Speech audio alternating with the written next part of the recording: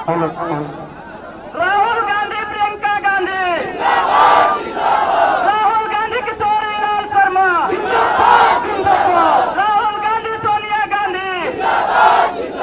बहुत बहुत धन्यवाद साथियों। आज आप सबके बीच में हम सबकी नेता परम आदरणीय श्रीमती प्रियंका गांधी जी आप सबके बीच में आए हैं। कांग्रेस के लोकप्रिय प्रत्याशी हम सबके परम आदरणीय गुरुजी श्री के शर्मा जी अमेठी से कांग्रेस गठबंधन के प्रत्याशी हैं। आप सब लोग अमेठी से कांग्रेस गठबंधन के प्रत्याशी हैं। आप सब लोग भारी से भारी मतों में कांग्रेस को जिताइए, क्योंकि ये चुनाव कोई आम चुनाव नहीं है साथियों। ये चुनाव आरक्षण खत्म करने के लिए भाजपा कर रही है, लोकतंत्र खत्म हो रहा है। तो आप सब लोग कांग्रेस पार्टी को मजबूत करिए, इंडिया गठबंधन के प्रत्याशी को मजबूत करिए। बहुत बहुत धन्यवाद। जय हिंद, जय भारत। समाजवादी के जिला अध्यक्ष आज हम सबके लोकप्रिय नेता आदरणीय श्रीमती प्रियंका गांधी जी आप सबके बीच में है। मैं एक ही आप सबसे अनुरोध करता हूं, समाजवादी पार्टी के राष्ट्रीय अध्यक्ष माननीय अखिलेश यादव जी के आह्वान पर समाजवादी पार्टी के एक एक कार्यकर्ता का वोट इस क्षेत्र के विकास पुरुष और आप सबकी सेवा में 40 कार्यकर्ता का वोट इस क्षेत्र के विकास पुरुष और आप सबकी सेवा में 40 वर्षों से लगे रिकॉर्ड वोटों जिताने का काम करिएगा। अखिलेश यादव जिंदाबाद, राहुल गांधी जिंदाबाद। आदरणीय प्रियंका जी और मंचा से हमारे अध्यक्ष जी, भैया यही शांति करोगे तो बात आएगी, क्योंकि मैं आपको एक चीज बता रहा हूँ।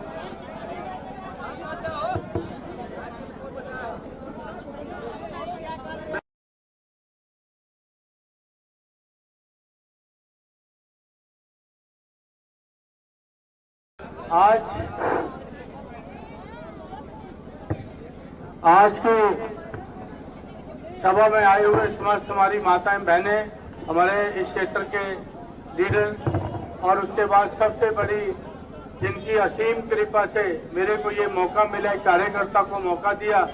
आप सब जानते हो मैं आपके बीच में 41 साल से काम कर रहा हूँ और ये सबसे बड़ा मैं गांधी परिवार का एहसानमंद हूँ कि उन्होंने एक वर्कर को चुन के आपके बीच में भेजा। तो अब ये है कि मैं ये धरोहर जो है इन्होंने जो अपनी बड़ी जिम्मेवारी एक धरोहर हमारे को सौंपी है, उस धरोहर की रक्षा भी करनी है और उस धरोहर को जब आदेश होगा आप लोगों का, वो धरोहर गांधी परिवार का जब आदेश होगा वो मैं इनके लिए सौंप दूंगा। तो मैं बहुत ज्यादा नहीं, क्योंकि आज प्रियंका के सामने मैं ज्यादा बोल भी नहीं पाता हूँ, तो मैं प्रियंका से आग्रह करूंगा कि वो बिल्कुल सच बात नहीं है और बहुत बोलते हैं मेरे सामने भी, आपको मालूम है, डांट भी खाते हैं कभी कभी हम। सुनिए, आप काफी समय से इंतजार कर रहे हैं, गर्मी लग रही है, हाँ? लंबा बोलो छोटा। देखिए, आप कह रहे हैं घर है, एक पुराना रिश्ता है आपके साथ। कल मैं कार्यकर्ताओं से मिली, काफी समय के बाद मैंने उनसे भी बातें बताई कि किस तरह से ये रिश्ता बना हमारे बीच, आपके बीच। जो बाहर से आते हैं वो लोग समझ नहीं पाते कि इस रिश्ते का क्या मतलब है, और शायद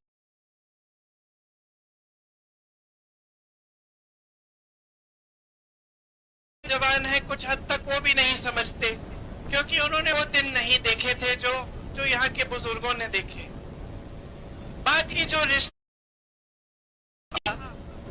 कि एक सेवा की जो परंपरा थी देश की राजनीति में, कि जनता के लिए सेवा करना नेता का धर्म होता है, वो परंपरा निभाई थी मेरे परिवार के सभी सदस्यों ने। वो परंपरा निभाई, आपकी सेवा की, इसीलिए आपने भी अपना प्रेम दिया, आपने भी श्रद्धा सम्मान दी, और आपने भी हमें हमेशा अपना समर्थन देकर मजबूत बनाया। तो ये एक आपस का ऐसा रिश्ता था कि हमने आपको मजबूत बनाया, आपने हमको मजबूत बनाया। और मेरे पिताजी के समय से जब यहाँ पे बहुत काम हुआ था, क्योंकि उस समय पिताजी की सरकार केंद्र में भी थी, आपके सांसद भी थे, तो बहुत काम कर पाए। और आप ही ने देखा कि कितनी तरक्की हुई। उसके बाद में मेरी माताजी आई, उन्होंने काम किया, भैया आए, वो समर्पित हुए आपके लिए, उन्होंने भी बहुत काम किए। लेकिन उसके बाद एक अलग तरह की राजनीति हमारे देश में उभरी है। पहले राजनीति का आधार सेवा होता था, समर्पण होता था, देशभक्ति होती थी। आज जो राजनीति देश में हावी है वो सत्ता की राजनीति है। किसी भी हालत से, किसी भी तरह से सत्ता हासिल करनी है, गलत तरीके से विधायकों को खरीद के, तमाम गलत चीजें करके, उसमें सेवा की कम जगह रह गई है। जब यहाँ ये लोग आए भैया के सामने लड़ने के लिए, तो एक ही मकसद से आए, आपकी भलाई के लिए नहीं, आपको आगे बढ़ाने के लिए नहीं, आपके विकास से नहीं के लिए नहीं, सिर्फ भैया को हराने आए। और तमाम बातें आपके बीच फैलाई कि हम आपकी जमीन लेना चाह रहे थे, हम आपको लूटना चाह रहे थे, पता नहीं कैसी कैसी बातें कि हम ही चौंक जाते थे देख के कि भाई ये बातें इनको आई कहां से इनके दिमाग में। लेकिन जो हुआ सो हुआ। आप सब जानते हैं कि मेरे भाई हारे यहां से। हो सकता है उस समय आप इन लोगों की बात माने, कुछ लोगों को गुमराह करने में ये सफल हुए, लेकिन 5 सालों में आपने क्या देखा है? आपने अब वो जो नई राजनीति है, इनकी जो अलग तरीके की राजनीति है, उसको परखा। क्या देखा? कि आपकी तरक्की नहीं हो रही है। देश भर में 10 सालों से मोदी जी की सरकार है, लेकिन जहां जहां मैं जाती हूं, मैं जब जनता से पूछती हूं कि भाई तुम्हारे जीवन में तरक्की आई कि नहीं, तो एक इंसान नहीं मिला है, एक व्यक्ति नहीं मिला है मुझे जो कहता है कि हाँ मेरे जीवन में तरक्की आई है। मैं पूछती हूँ रोजगार मिला, मना करते हैं। पूछती हूँ किसान है, तो पूछती हूँ कि भाई जीवन में जो संघर्ष है, जो मुश्किलें हैं, वो बढ़ी हैं कि घटी हैं? हमेशा कहते हैं कि बढ़ गई हैं। लेकिन आप टीवी चलाते हैं, आपको ऐसा दिखता है कि जाने क्या क्या हो रहा है देश में, कि मोदी जी बहुत बड़े नेता हैं, जितना मोदी जी ने किया है 10 सालों में, 70 सालों में किसी ने नहीं किया था। लेकिन वो जमीन पे, धरातल पे तो नहीं दिख रहा ना। और अगर आपके जीवन में तरक्की नहीं आ रही है, किसान के जीवन में, गरीब के जीवन में, मेरी बहनों के जीवन में, तो फिर तरक्की किसके जीवन में आ रही है? इन 10 सालों में जो बड़े बड़े खरबपति हैं, उनकी बहुत तरक्की हुई है। उनके कर्ज मोदी जी ने 16 लाख करोड़ माफ किए हैं, लेकिन गरीब किसान का 1 रुपया माफ नहीं किया। आज खेती करते हो, खेती के सारे सामान पे जीएसटी है, महंगा हो गया है सब कुछ, आप खरीद नहीं पाते। जो खेती होती है उससे कमाई नहीं हो रही है। आप कितनी भी मेहनत कर लो, कहीं मजदूरी कर लो, खेती कर लो, कहीं नौकरी भी हो, फिर भी पूरी नहीं हो रही है आपकी कमाई। घर में 2-3 लोग अगर काम कर रहे हैं, फिर भी पूरी नहीं हो रही है। मेरी बहनें, आप दुकान जाती होंगी, दुकान जाती है कुछ खरीदने, तो ये सच है कि नहीं कि आधी चीज छोड़ के आ जाती है, कहती है चलो इसकी ज्यादा जरूरत नहीं है, इसको बाद में ले लेंगे, अभी जो एकदम जरूरत है वो चीज खरीद लेंगे। सच बात है ना? और आपकी सांसद जो है और यहाँ की जो राजनीतिक लोग हैं जो भाजपा के हैं, वो क्या करते हैं? चुनाव के समय आपको अपनी जरूरतों के बारे में बात करते हैं, आपके साथ ये बात करते हैं कि भाई महंगाई हम कैसे कम करेंगे, कि आपके बच्चों को रोजगार कैसे दिलाएंगे, कि खेती किसानी में से कमाई कैसे कराएंगे। ये बात नहीं करते, दुर्दुरिया करते हैं। आपके घर आके बोलते हैं भगवान के नाम पर शपथ लो कि हमें वोट दोगे। करते हैं कि नहीं?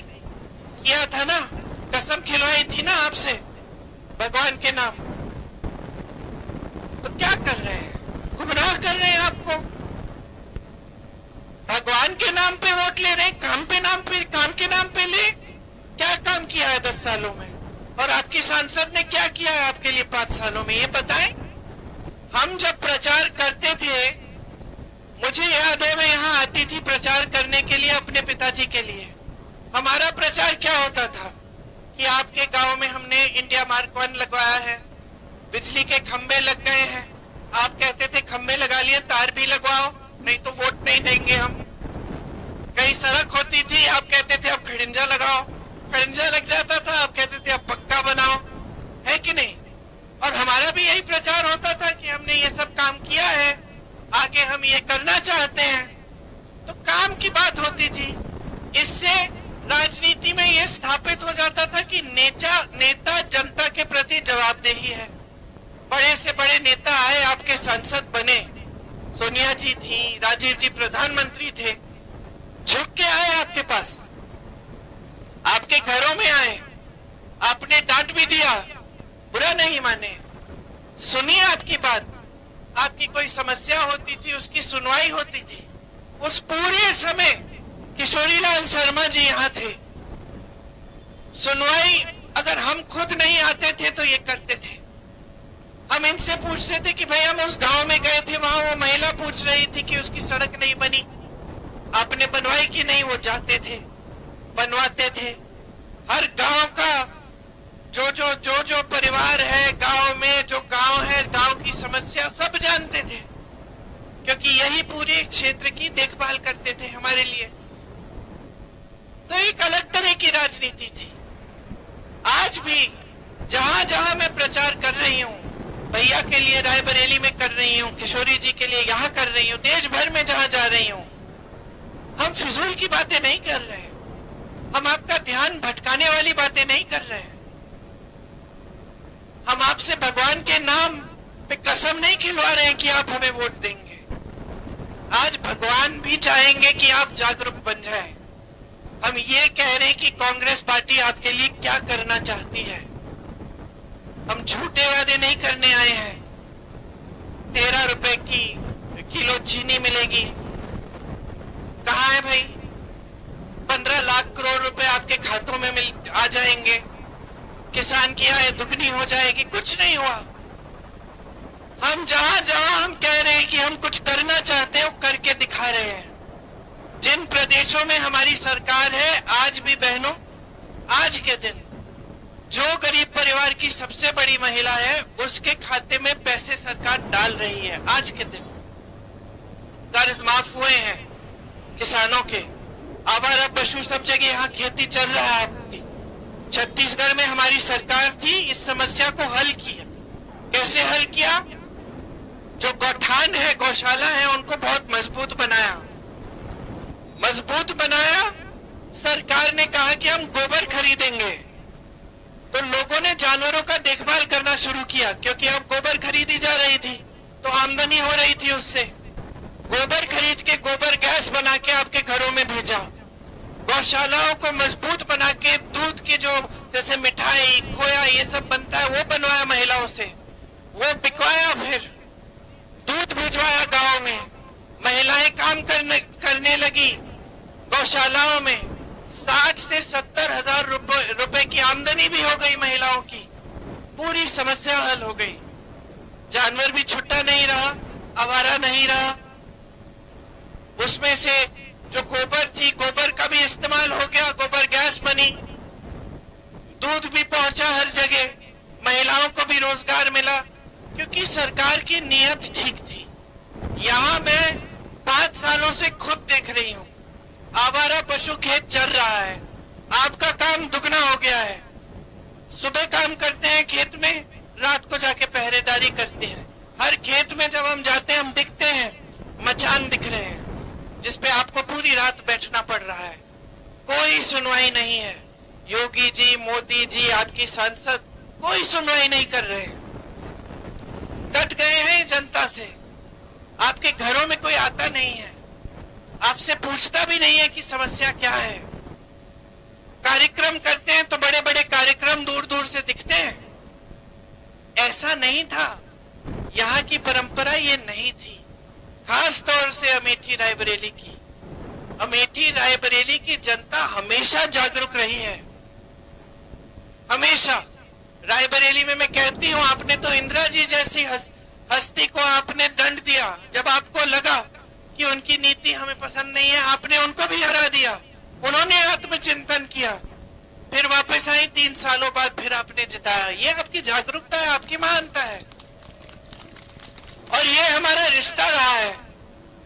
आज भैया आपके सांसद नहीं रहे, लेकिन आपको मालूम है जब कोरोना हुआ तो सबसे पहला सवाल क्या पूछा उन्होंने मुझसे कि प्रियंका, हम लोगों ने अमेठी के लोगों के लिए कुछ किया है कोरोना में, पता करो। उस समय नए नए हारे थे चुनाव। यहां से इंसान, ये स्वाभाविक होता है कि नाराज हो सकता है, उसको लग सकता है कि मैंने इतना किया, कोशिश किया, जनता ने मुझे ठुकरा दिया। नाराज नहीं हुए, नाराज नहीं हुए। जब संकट आई, एकदम उन्होंने पूछा कि हमें कुछ करना चाहिए वहां के लिए। हमने सबको फोन किया, पता किया कि अमेठी के लोग कहां कहां फंसे हुए हैं। जब लॉकडाउन हुआ, भाजपा की सरकार ने तो आपको भगवान भरोसे छोड़ दिया था। ट्रेन बंद हो गई थी, बस बंद हो गई थी, आने जाने का साधन नहीं था, लोग, सारी दुकानें बंद थी, लोगों को खाना नहीं मिल रहा था। और आप सबको खुद पता है कि हम सब ने काम करके दिन रात हम फोन पे लगे रहते थे, जो जहां जहां फंसा था उसको घर पहुंचाने के लिए कि ये हमारे परिवार का अपना है, ये हमारे क्षेत्र का है। तो हमारा रिश्ता टूटा नहीं, क्योंकि हमारा रिश्ता राजनीतिक रिश्ता नहीं था। सांसद बनने से या ना बनने से थोड़ी बना ये रिश्ता। ये रिश्ता तो प्रेम से।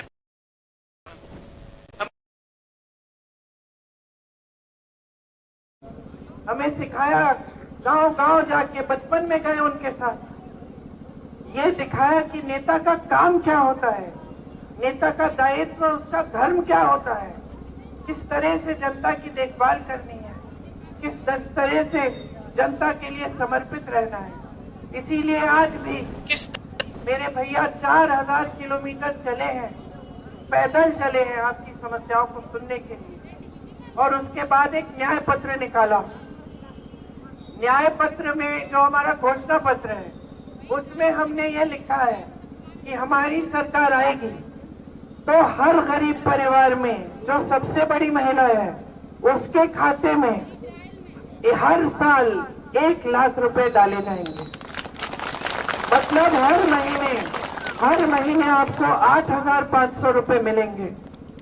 जो आशा बहुएं हैं, आंगनवाड़ी की बहनें हैं, जो मिड डे मील की बहनें हैं, उनका मानदेय बढ़ाया जाएगा। केंद्र से जो पैसे आ रहे हैं वो उसका दुगना भेजेंगे हम, क्योंकि जानते हैं कितना काम करती हैं हम ये जानते हैं कि महिला के लिए कितना संघर्ष होता है। आप बाहर दिन में भी काम करें, खेती में हाथ बटाए, कुछ भी करें, घर आके फिर दुगना काम करती हो, है कि नहीं। जब तक बच्चे सोते नहीं है, सोती नहीं हो, बच्चा बीमार है उसकी देखभाल करते हो, सबके लिए खाना बनाते हो, घर की सफाई करते हो।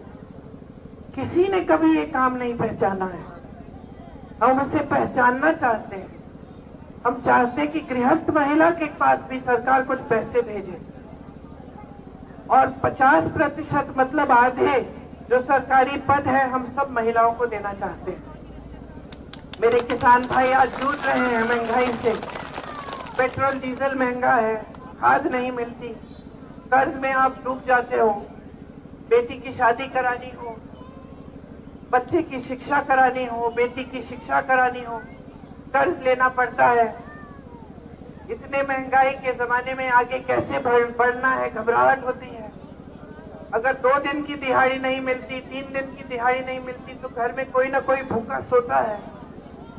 इसीलिए हम चाहते हैं कि जो आपकी संपत्ति है, जो देश की संपत्ति है, वो वापस आपके हाथों में डाली जाए। जीएसटी दे रहे हैं आप सारे खेती के सामानों के लिए, हम सारे खेती के सामानों से जीएसटी वाला टैक्स हटा देंगे ताकि सस्ते हो जाए। हम आपके कर्ज माफी के लिए एक स्थायी आयोग बनाएंगे। जब जब आप संकट में होंगे, आप उस आयोग में जाके अपने कर्ज माफी की बात कर सकते हैं और आपको मदद मिलेगी। पूरे देश भर में मजदूरी हम 400 रुपए की हम कानून बनाएंगे कि 400 रुपए से कम मजदूरी नहीं हो सकती। न्यूनतम समर्थन मूल्य आजकल आपके उपज के लिए आपको मिलता नहीं है। हम एक कानून बनाएंगे कि कानूनी तौर पर आपको न्यूनतम समर्थन मूल्य मिलना पड़ेगा, कोई मना नहीं कर पाएगा आपको। आज आपके खेतों में नुकसान होता है, ओले पड़ते हैं, बारिश आती है, बाढ़ आती है, आपका भुगतान नहीं होता। हम कह रहे हैं कि ऐसा होगा तो 30 दिनों के अंदर अंदर पूरा भुगतान होगा। नौजवान इतने शिक्षित हैं, सारे शिक्षित हैं आज के दिन में, क्योंकि आज के दिन में गरीब से गरीब परिवार सबसे पहले ये चाहता है कि अपना बच्चा शिक्षित हो जाए ताकि उसको अच्छा रोजगार मिले। लेकिन मोदी जी की नीतियां ऐसी रही हैं कि शिक्षित भी हो जाओ, बीएससी हो, बीटेक हो, कुछ भी है, आपने कितनी भी पढ़ाई की हो, लेकिन रोजगार की उम्मीद आप नहीं रख सकते। 70 करोड़ लोग आज बेरोजगार हैं हमारे देश में। 30 लाख पद खाली हैं, खाली पद हैं, खाली नौजवान घूम रहे हैं, आपने पद नहीं भरा। तो कांग्रेस कह रही है सरकार आने पर हम ये 30 लाख पद भरेंगे। हम नौजवानों के लिए एक ऐसा प्रोग्राम लाएंगे कि आपका हुनर भी बने, आपको काम भी मिले और आप सालाना 1 लाख रुपए कमा भी पाए जब तक आपकी कोई स्थायी नौकरी न मिल जाए। तो आप स्नातक पास होंगे तो आपके लिए ये प्रोग्राम लागू हो जाएगा। 5000 करोड़ रुपए का फंड बनाएंगे हम, जिससे नौजवान अगर अपना कारोबार शुरू करना चाहे, अपना यूनिट शुरू करना चाहे, तो उसके लिए सुविधा हम इस 5000 करोड़ के फंड से बनाएंगे। हम चाहते हैं कि ये छोटे कारोबार जैसे ये दुकानें जो यहाँ हैं, दुकानें जो छोटे यूनिट हैं, ये मजबूत बने, क्योंकि यही से रोजगार बनता है। हम चाहते हैं कि खेती मजबूत बने, क्योंकि एक जमाने में खेती से रोजगार मिलता था, आज इतनी मुश्किल है कि रोजगार भी नहीं दे पा रहे हैं। जो खेती कर रहे हैं वो सोचते हैं कि जितना हम खुद कर सकते हैं वो कर लेंगे, मजदूरों को लाने की जरूरत नहीं है, क्योंकि फिर और खर्चा होगा और कमाई नहीं हो रही है कि नहीं? तो ये सब हम करना चाहते हैं। जो हमने कहा और किया उसका प्रमाण उन प्रदेशों में है जहां हमारी सरकारें हैं। जैसे मैंने आपको कहा, कर्नाटका में, तेलंगाना में महिलाओं को पैसे मिल रहे हैं खाते में, महिलाओं की बस यात्रा फ्री है, तीर्थ यात्रा पे जा रही हैं, मायके जा रही हैं, रिश्तेदारों से मिलने जा रही हैं, बहुत खुश है क्योंकि एक पैसा नहीं देना पड़ता। 25 लाख का स्वास्थ्य बीमा हम पूरे देश में देना चाहते हैं। हम किस आधार पर कह रहे हैं? क्योंकि राजस्थान में जब हमारी सरकार थी, अभी बदली है, तो हमने ये किया, 25 लाख तक सारा इलाज मुफ्त था। मैं ऐसे लोगों से मिली राजस्थान में जिन्होंने मुझे बताया, दीदी मेरी पूरी हार्ट की सर्जरी हुई है, मैंने एक पैसा नहीं दिया, सरकार ने सारा उठाया। यही 25 लाख का स्वास्थ्य बीमा हम पूरे देश में गरीब परिवारों के लिए हम बनाना चाहते हैं। हमने करके दिखाया है। तो हम इस आधार पे कह रहे हैं ये चीजें, ये गारंटी दे रहे हैं कि हमने करके दिखाया है। आप तो पहले से ही जानते हैं कि जब जब हम आपके सांसद रहे, हमारे परिवार का कोई सदस्य रहा, तो काम करके दिखाया, इसीलिए आपने हमेशा समर्थन किया हमारा। तो किशोरी जी भी परिवार सदस्य के समान ही है। उन्होंने 40 सालों से आपकी सेवा की है, हमारे साथ कंधे से कंधा लगाकर आपकी लड़ाई लड़ी है, आपके लिए न्याय की लड़ाई, आपकी समस्याओं को हल करने वाली लड़ाई लड़ी है। तो आपसे पूरी उम्मीद है कि इस चुनाव में आप पंजे पर बटन दबाकर किशोरी जी को विजयी बनाएंगे, ताकि हम वही सेवा की राजनीति, वही समर्पण की राजनीति वापस आपके क्षेत्र में ला पाए। आप सबको बहुत बहुत धन्यवाद। माफ करिए, कल 2-3 दिनों से भाषण दे रही हूं तो